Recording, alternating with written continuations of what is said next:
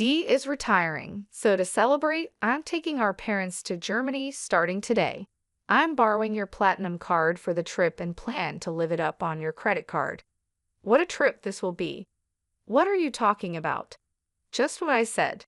No, I don't get what you mean by just what I said. Please explain. We need to hurry. I get it. We'll go soon. Sorry, I have to move on now. I'll hear the details when I get back. Just one thing, though the credit card won't work. Huh! My jobless husband Jeremy took my credit card to take our parents-in-law on a trip. I put up with a lot from Jeremy, but this seems like the perfect opportunity to teach him a lesson. When he returns from the trip, he'll have some big regrets. I'm Maria, a 35-year-old company employee. After graduating from a prestigious university, I landed a job at a major company and have received good evaluations. Despite being only 35, my income is enough to support Jeremy, who doesn't work, and a child if we had one, but that's hypothetical. We've been married for 6 years and don't have kids yet, though we're thinking about it soon. Blessed with a good job and income, I should be happy in my newlywed life, but I'm not. The part about having a child is hypothetical, but Jeremy not working isn't. I'm not hungry for dinner because I ate snacks. That's fine, but what about your job search? I didn't go for an interview today. Just stayed home looking at job websites. Jeremy quit his job a year ago and has been job hunting since. To be precise, he's been working part-time but doesn't stick with any job for long. He starts a job, quits soon after, relaxes for a while, then looks for another part-time job. You're looking at part-time jobs again, aren't you? I'm looking at both full-time and part-time. Why don't you stop looking for part-time jobs and focus on finding a full-time position? I know, but there is a right time for everything. I wish Jeremy would find a steady job, but there's a reason he can't be pushed too hard. He quit his last job because of a conflict over work policies with his boss. That boss was notoriously difficult in the office. Jeremy stood up to the boss as the office representative, backed by his colleagues. But when the conflict escalated, his colleagues sided with the boss, not with Jeremy. As a result, Jeremy lost his boss's approval, felt betrayed by his colleagues, and found it hard to stay, so he left the company. Jeremy, dinner's ready? Can you bring it here? After quitting, Jeremy became reclusive, staying in his room. After about 3 weeks, he started coming out and helping with household chores. I'll do the dishes. Really? Thanks. Then it's all yours. Yeah, I've got nothing but time, Jeremy said, smiling, but it didn't seem genuine. Yet after another 3 weeks, he started job hunting. I have an interview today. Is it your top choice? Yeah, I'm going to get this job and start over. I'm rooting for you. Do your best. A month after quitting, Jeremy began job hunting in earnest. But even after a month, he couldn't find a job. Why am I always rejected? Damn it, it's all my previous company's fault. Don't get frustrated. You'll find something good. Of course I'm frustrated. I did nothing wrong. Jeremy might not be entirely blameless, but what happened at his last job wasn't entirely his fault either. Still, quitting because of interpersonal issues doesn't look good to potential employers. It's like I can't do anything right anymore. That's not true. You have an interview tomorrow. Let's work on your resume. It's pointless. I'm not going tomorrow. Repeated rejections wore Jeremy down, but after a while, he became defiant. One day, I came home to find torn-up resumes on the living room floor. Knowing the interview didn't go well, I chose my words carefully. Can you throw that trash in the bin? I'm done. Done with what? Job hunting. We can live on your income, right? I don't need to work. Indeed, we could live on my income alone. Some people don't work and do a great job as full-time homemakers, but that's not Jeremy's situation. He's just avoiding unpleasant realities.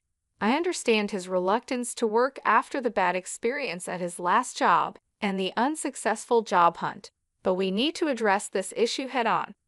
I decided to be patient with Jeremy for a while. Jeremy, You still haven't found a job.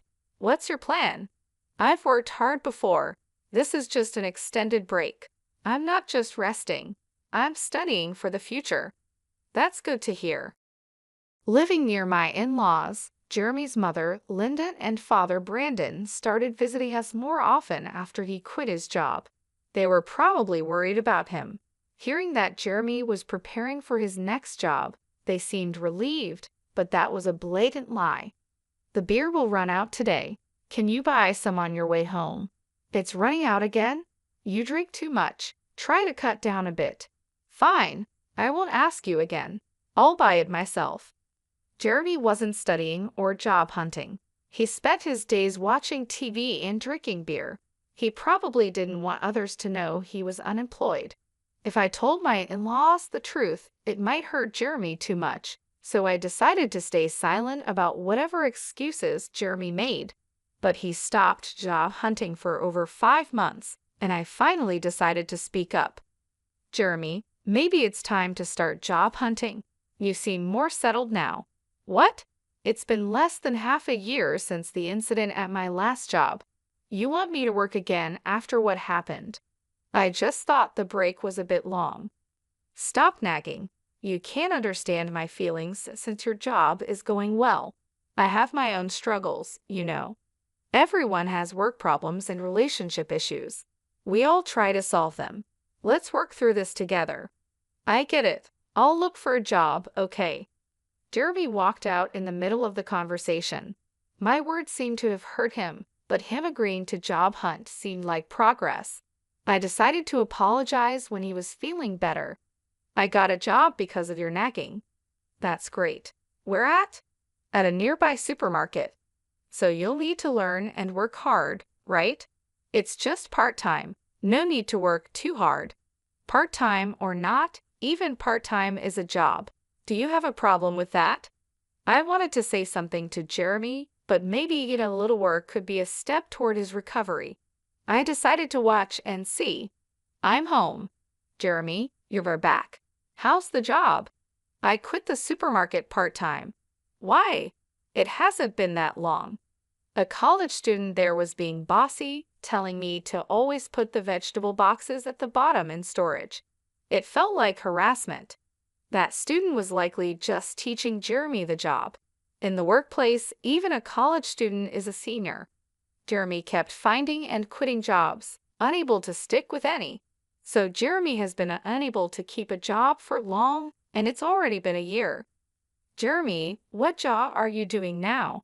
I'm working part-time at a pub. I've never worked in food and beverage before, but it's interesting, and I think I finally found my calling. Really? That's great. But isn't the income from a part-time job in a restaurant kind of low? That's fine. I'm currently apprenticing, aiming to go independent. So you plan to own your place someday? Exactly. The income's small now, but I'm working hard for my goal. Then take this. Treat yourself to something nice for once. Jeremy still put on a good show in front of his parents, but as always, it was all lies. He quit the pub job 4 days after this conversation, lying and even taking allowance from his parents. This time, I couldn't help but feel disappointed in my husband, so I decided to be firmer than before. Hey, Jeremy. Later, please. I'm at a good part in the movie. You can pause it.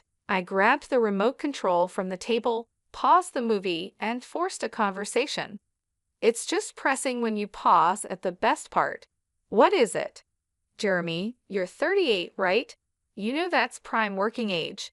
Don't you think about the future? Spending all day at home drinking and just watching TV. The future? There are plenty of 38-year-old not working. Many people enjoy life without a job. True, work isn't everything, but those people have something else they're dedicated to. Do you have something like that? Yeah, you're upset about me not working. I'll look for another part-time job. Jeremy seemed intent on only working part-time, considering his reasons for leaving his job and his struggles with job hunting. I had been careful not to hurt him, but it was time for Jeremy to bounce back. I needed to be stricter. One day at work, I got a text from Jeremy. Dad's retiring, so we are going to Germany to celebrate. Starting today, borrowing your platinum card. Got to splurge on your credit card. I panicked and called him immediately. What do you mean, a trip? Just what I said. I don't get it. Just what I said. Please explain. So many things are wrong here. It's fine to celebrate Brandon's retirement, but he should have consulted me before using my money and borrowing the credit card more like stealing. And why am I paying for a trip to Germany that I'm not going on? Jeremy was probably bragging to his parents, claiming the money was from his savings. My credit card. Thinking about it infuriated me, but one thing Jeremy said caught my attention. You said you borrowed a credit card. The one from our house. Yeah. Why do I have a platinum card? Some people think you need a high income for it, but that's not true. Credit history, stable income, and other factors matter, and it's attainable in your 40s. The annual fee is high, but I use it for the benefits and points. However, that credit card is in my wallet. So you took the credit card from home? Yeah, so I'm counting on you for the payment. Jeremy, elated about his trip to Germany, is speaking to me in a provocative tone. I have been patient with Jeremy for a long time, but this seems like a good opportunity. Jeremy thinks he's clever taking my credit card and being all cheerful, but he's in for a surprise. What are you doing? We need to go. Got it. I'm coming. Sorry, I need to move on now. I'll hear the details when I get back. Just one more thing, the credit card you took won't work. What? That can't be right. It's in Maria's name, and the expiry date is this month. It's short, but it shouldn't be a problem.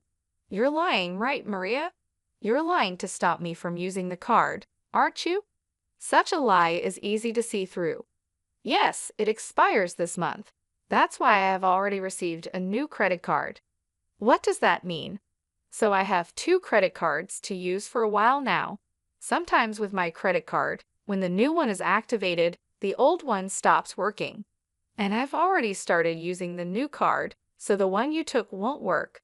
You're kidding, right? You think it's a lie? If you don't believe me, I can send you the URL to the credit card website, or you could just try using the card. It would be amusing to see you try to pay with a card that doesn't work. This credit card really won't work. Hey, hurry up. I hear his parents calling him from the background of the phone call, but Jeremy, realizing the credit card won't work, seems too flustered to hear them. What should I do? I told them I'd pay for everything except the round-trip travel. Oh, they covered the flight? Yes, Dad felt bad about having all the trip costs covered. What should I do? I'm about to take a cab, and I don't even have money for that. That's not my problem. You said you would pay for everything but the flight. If so, using my credit card in the first place was wrong. Pay with your own money.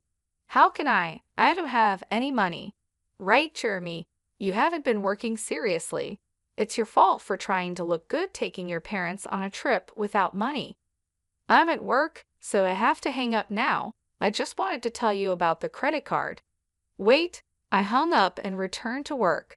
Jeremy, unable to pay even for the cab, would have to be honest with his parents. That night after I finished work, I got a call from Laura. I heard from Jeremy. He tried to pay with your credit card and lied about working. Sorry for the trouble. No, don't apologize, Laura. I'm sorry for the inconvenience about the credit card. Are you okay with the money? We'll cover this trip's cost when we get back. I'll make Jeremy apologize and find a job immediately. I'm sorry, Laura, but I'm considering divorcing Jeremy. Divorce because of this? It's part of it, but Jeremy has been taking money from me for a while. What? I stopped giving Jeremy money to curb his drinking. He started a part-time job and bought his own alcohol, but the salary from part-time work shouldn't be enough for daily drinking. Jeremy was taking money from my wallet to buy alcohol. Over a year, he repeatedly stole amounts ranging from $7 to $70. The sum became significant.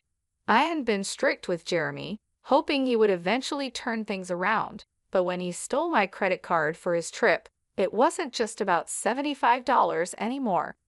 This leap in the amount he took convinced me that he had no intention of improving. I respect your decision. Should I tell Jeremy about the divorce? Could you just tell him I want a divorce? We'll discuss the rest when he returns home. About an hour later, the next morning after my call with Laura, Jeremy called. He must have heard about the divorce from Laura, but I had asked her to wait until he was back to discuss it. Too exhausted, I had decided not to answer his call. The next morning, after returning from work, I found Jeremy at home. He had cut his trip short. "I'll work properly now. Please don't leave me," he pleaded. As I entered the living room and saw Jeremy, he immediately apologized. His regrets seemed sincere, but came too late. He had a whole year to change, yet still asked for another chance. I had warned him repeatedly, yet he squandered every opportunity. I'm not going to give Jeremy another chance because he gave up on me. My mind is made up. Can you leave? Please don't say that. If you don't leave, should I call someone to help you pack your things? I'll move out only if you can afford the rent here. Jeremy fell silent. He didn't even have the money for next month's rent, let alone an income. My words and the reality of the impending divorce made him realize the severity of his situation. With nothing to take, Jeremy seemed to be leaving the house, probably heading to his parents' place. I thought about asking if he had money for transportation, but Jeremy isn't a child. He should manage his own affairs, money or not. I sadly watched Jeremy leave the house. After leaving, Jeremy went to his parents' house. Later, I received a call from Linda. My parents-in-law let Jeremy stay for one night, but then asked him to leave the next day. They thought he might become too reliant on them if he stayed. Creating a situation where he must fend for himself was perhaps their intention. It must have been painful as parents to send their son away, but they made a tough decision for Jeremy's recovery. Kicked out from his parents' home, Jeremy came back to our house, pleading with me. "Please help me. I've got nowhere to go and no money." That's the result of your own actions. You need to handle it yourself. Everyone deals with their hardships. Maybe sometimes it's necessary to ask for help, but all you have done in the past year is abandon your responsibilities and do as you please. I didn't let Jeremy into the house and turned him away from the doorstep. The divorce eventually went through. Jeremy was reluctant, but with the support of his parents, it happened quicker than expected. I have no idea what happened to Jeremy after we split up. He's probably still jumping from one job to another and making excuses for himself. I used to think I'd feel lonely without him, but to my surprise, I didn't feel lonely at all. Instead, I felt a weight lifted off my shoulders. Living with Jeremy had been incredibly stressful. His attitude and constant need for reassurance kept me on edge. I was always walking on eggshells, afraid of saying something that might upset him. Now, without him around, I don't have to worry about that anymore. Without Jeremy, my life has become much more comfortable. I hadn't realized just how much of a burden our relationship had been. I was constantly trying to support him, both emotionally and financially, and it drained me. Now, I can focus on myself and my own well-being.